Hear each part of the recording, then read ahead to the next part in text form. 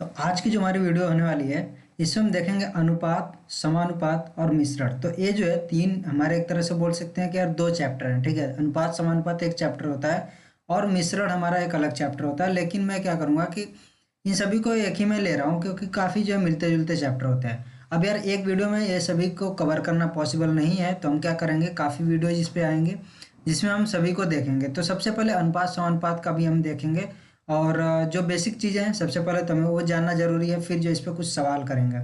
ठीक है, तो यहाँ पर जो है सबसे पहले कि ए बटा बी को हम ए तथा बी का अनुपात कहते हैं। और एक चीज़ मैं आपको बता दूं कि जो भी पीडीएफ है, जैसा कि मैं सभी पीडीएफ आपको प्रोवाइड कर देता हूं, तो ये भी पीडीएफ आपको मिल जाएगा, लिंक इसका डिस्क्रिप्शन में, वहां से आप इसको डाउनलोड कर लेना। ठीक है, तो यहाँ पर होता क्या है कि यार अनुपात जो हमारा होता है ना, अनुपात सबसे पहले हम समझते होता क्या है। तो जैसे मान लो कि दे देता है कि यार ए बटा बी, हमने पढ़ा था क्या होता है, ये भिन्न है। तो इसी को जब हम लिख देते हैं ए बटा बी, तो ए एक्चुअल में हमारा क्या एक अनुपात है, भिन्न हमारी क्या होती है, अनुपात होती है।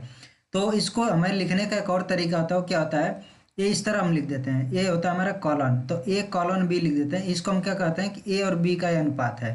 ठीक है, तो इसको ए भी पढ़ते हैं कि ए और बी का ये अनुपात है, और इसको इस तरह लिख सकते हैं। और अगर कहीं ए दिया हो तो हम इसको ए बटा बी लिख देंगे, और कहीं ए बटा बी दिया हो तो इसको इस तरह भी लिख सकते हैं। इतना क्लियर है।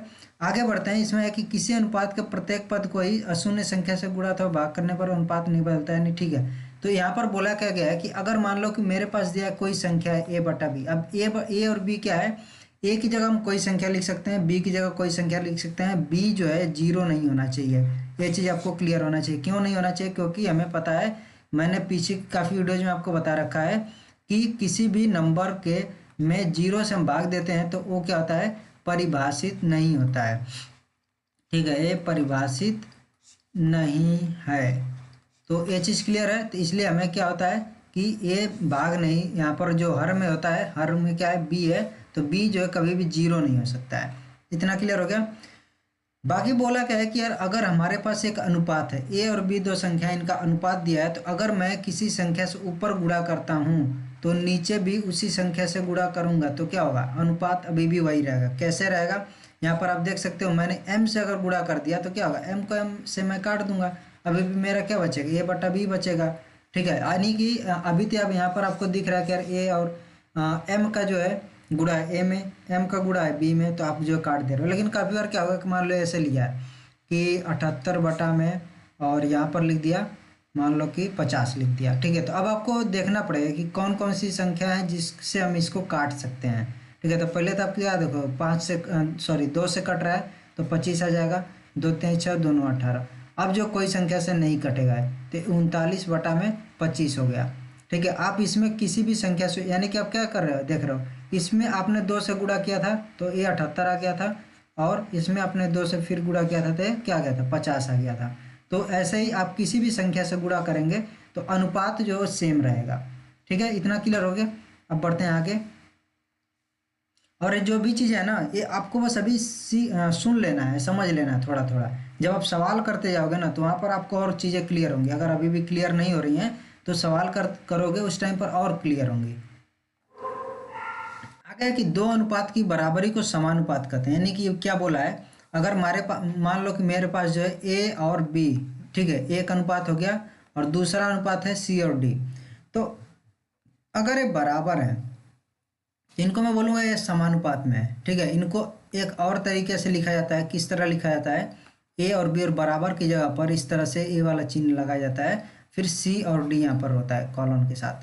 ठीक है, तो ए वाला जो हमारा क्या है, ए चीज़ होता है, बोल देते हैं ये हमारा समानुपात का चिन्ह होता है। ये जो चिन्ह मैं दिखा रहा हूँ, अब तो ये पता नहीं क्या बन गया गोला वाला लगाने के बाद, ये हमारा होता है समानुपात का चिन्ह। ठीक है, तो जहाँ भी आपको ये चीज़ दिखेगा आपको पता लग जाएगा कि ए और बी बराबर क्या है, इस तरह से सी और डी। यानी कि आप क्या बोल सकते हो कि ए और ए कॉलन बी को हम बोल सकते हैं कि ए बटा बी है, और इधर क्या है, सी बटा डी है। ये चीज़ आप बोल सकते हो। और दूसरी चीज़ का आपको पता है यार, हम तिर्यक गुणा कर सकते हैं। ऐसे जब आपको दो भिन्न दिखते हैं तो आप क्या करते हो, तिर्यक गुणा कर देते हो। ए डी बराबर क्या हो जाएगा, सी, और इधर हो जाएगा बी। ठीक है, अब ये तिर्यक गुणा करने का जो वो चीज़ है कैसे होता है, तो उसको मैं आपको बता देता हूँ। मान लो कि ए बटा बी है, सी बटा डी है, तो अगर आप बी को इधर लाओगे, दूसरे तरफ इधर लाओगे तो क्या होगा, इधर भाग है तो इधर गुणा हो जाएगा। ए बराबर क्या हो जाएगा, सी और बी बटा में डी हो गया। ये डी इधर भाग है तो इस साइड में आएगा तो क्या हो जाएगा, गुणा हो जाएगा।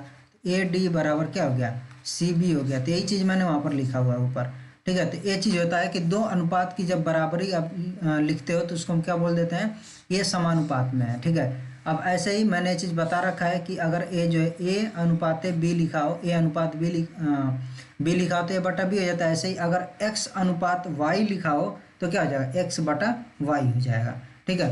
अब आगे जो चीज़ मैंने अभी आपको समझाई वो यहाँ पर लिख रखी है कि ए और यहाँ पर अनुपात बी है और इस समानुपात में है सी और डी के, तो क्या हो जाएगा, इसको हम इस तरह बराबर करके लिख देंगे और या फिर जो ए बटा बी बराबर सी बटा डी, और आपस में फिर क्या हो जाएंगे, तिर्यक गुणा कर लेंगे।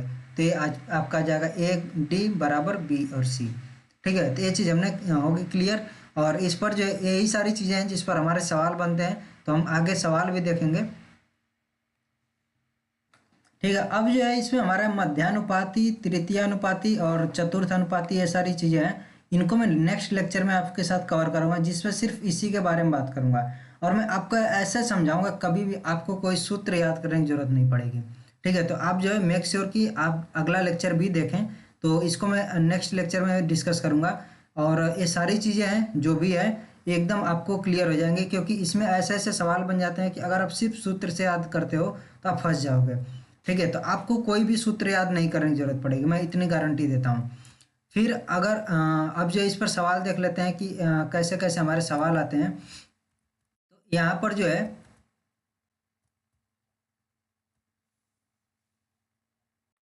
यहाँ पर जो पीडीएफ है इसमें मैंने सिर्फ एक सवाल यहाँ पर लिखा है जो कि अभी तक हमने पढ़ा हुआ है। तो इसमें पूछा कि यहाँ पर जो है कौन सी संख्या होगी। तो अभी तक आपने क्या देखा था कि इसका मतलब क्या था कि ए जो है ए और इनका आपस में अनुपात क्या होता है, समान होता है। यानी कि मैं क्या बोल सकता हूँ कि 9 और जो 15 का अनुपात वही हो जाएगा बराबर 45, और इसको मैं मान लेता हूँ एक्स है जो क्वेश्चन मार्क यहाँ पर दिया हुआ है, ठीक है। तो इनका अनुपात बराबर होगा, तो मैं इसको लिख सकता हूँ 9/15 और बराबर में 45/x लिख सकता हूँ, ठीक है। इतना चीज़ क्लियर है। अब यहाँ से क्या हो जाएगा, 9 और x का आपस में गुणा हो जाएगा, तो 9 और गुणे में x बराबर में 45 गुणे में हो जाएगा कितना, 15, ठीक है। और यहाँ से x बराबर क्या आ जाएगा, 45 गुणे में 15 बटा में 9, और ये क्या हो जाएगा 9 पचे 45, तो 15 पचे कितना आ जाएगा, 75 आ जाएगा। तो x का मान कितना आ गया, 75 आ गया। तो जो यहाँ पर क्वेश्चन मार्क दिया हुआ है इसकी जगह पर क्या आ जाएगा, 75 आ जाएगा। और ये चीज़ आप देख सकते हो कि इनका जो अनुपात कितना कितना होगा, इसका अनुपात आ जाएगा आपका 3/5, क्योंकि 3 से कट जाएगा ऊपर नीचे। और इसका अनुपात कितना होगा, 45/75 है, तो ये जो हो जाएगा आपका 5 से पहले कटेगा, 5 9 45, और ऐसे 15 से कट जाएगा, 15 या 45 और 15 पचे 75, तो 3/5 इसका भी आ रहा है। अब देख रहे हो दोनों का अनुपात क्या है, बराबर है। तो यही चीज़ यहाँ पर है कि दोनों का अनुपात जो है बराबर होना चाहिए। तो इस तरह से आपके ऐसे सवाल बनते हैं। कुछ और भी सवाल हम इस पर डिस्कस कर लेते हैं जिससे कि आपको इसमें कोई डाउट ना रहे। तो ये 3 सवाल और हैं जिसको हम यहाँ पर हल करेंगे, ठीक है। तो पहला सवाल कैसे हल होगा, एकदम इसमें देखिए क्या पता करना है, जो क्वेश्चन मार्क यहाँ पर दे रखा है प्रश्नवाचक चिन्ह, इसकी जगह पर क्या होगा। तो मैं मान लेता हूँ यहाँ पर आएगा एक्स। अब जो है दोनों जगह पर सेम आएगा, क्यों आएगा, क्योंकि जो है यहाँ पर क्वेश्चन मार्क है और यहाँ भी सेम क्वेश्चन मार्क है, तो यहाँ भी हमें एक्स ही मानना पड़ेगा। ऐसा नहीं कि यहाँ पर एक्स होगा तो यहाँ पर वाई होगा, ये चीज़ आप ध्यान रखना। क्यों, क्योंकि जो है अगर ऐसा होता अलग अलग संख्या होती तो यहाँ पर क्वेश्चन मार्क न दे करके यहाँ पर लिख देता एक्स और यहाँ पर लिखता वाई, क्योंकि अगर सिर्फ क्वेश्चन मार्क है तो यानी कि दोनों जगह पर जो है सेम संख्या है। अगर नहीं है एक्स वाई लिखा है तो एक्स का मतलब एक अलग संख्या है, यहाँ पर एक अलग संख्या है, ठीक है। ये चीज़ क्लियर है। तो हमें क्या करना है, ये चीज़ पता है कि भाई 5 और x इनका जो रेशियो है, इनका जो अनुपात है बराबर किसके है, x और 125 के अनुपात के। तो यहाँ से क्या हो जाएगा, 5/x बराबर में x बटा में 125। अब ये क्या हो जाएगा, x का x में गुणा होगा और इधर हो जाएगा 5 गुणे में 125, ये हो जाएगा x² बराबर 5 गुणे 125। अब x बराबर क्या आ जाएगा, एक कड़ी में हो जाएगा 5 गुणे, अब 125 को मैं क्या लिख सकता हूँ, 5 गुणे 25 लिख सकता हूँ, ठीक है। 25 का क्या होता है, घनमूल 5 होता है, और इस 5 गुणे 5 का क्या हो जाएगा, 5 हो जाएगा। तो ऐसे में हो जाएगा हमारा घनमूल निकल करके 5 × 5 बराबर 25।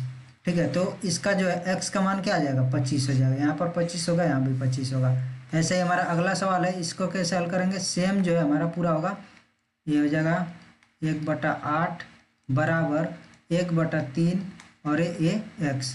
अब देखो यहाँ पर क्या है, 1/4 में हम भाग किसका कर रहे हैं, 1/8 की, बराबर क्या कर रहे हैं 1/3 में किसकी भाग कर रहे हैं, x की भाग कर रहे हैं। तो हमारा क्या हो जाएगा, कुछ इस तरह का होगा कि 1/4 भागे 1/8 बराबर क्या हो जाएगा 1/4 गुणे में 8/1, क्योंकि जब गुणा होता है तो हम उलट देते हैं उसको, तो ये कितना हो जाएगा 4 दूना 8 हो जाएगा। तो हमारा कितना आ गया 2 आ गया। तो यहाँ पर क्या हो जाएगा 2 और बराबर में ये कितना है 1/3 भागे में x है बराबर 1/3 गुणे में 1/x है बराबर 1/3x है। इतना हो गया 1/3x हो गया। अब यहाँ से क्या होगा, इसको मैं लिख सकता हूँ 2/1, तिर्यक गुणा कर लो तो 6x बराबर 1 हो गया। x का मान कितना आ गया 1/6 आ गया। तो यहाँ पर क्या आ जाएगा, x की जगह पर 1/6। ठीक है, अब जो है ये थोड़ा सा इसमें यही चीज़ ट्रिकी है कि यार कैसे जो आप इसको भाग देते हो। ठीक है, अगर आपने भाग देने में गलती कर दी तो पूरा सवाल आपका जो है गलत हो जाएगा। तो यही चीज़ था, बाकी ये भी एकदम आसान सा सवाल है। ये जाएगा 5/8 बराबर में 150/x। ठीक है, मैंने थोड़ा सा डायरेक्ट लिख दिया। ये हो जाएगा 5 × x बराबर 8 × 150। अब x का मान क्या आ जाएगा 8 गुणे में 150/5 हो जाएगा। तो 5 से कट जाएगा, 5 से 15, तो कितना आ गया 240। तो यहाँ पर कितना आएगा हमारा 240 आ जाएगा। ठीक है, तो मैं आशा करता हूँ ये चीज़ आपको अच्छे से क्लियर हो गई।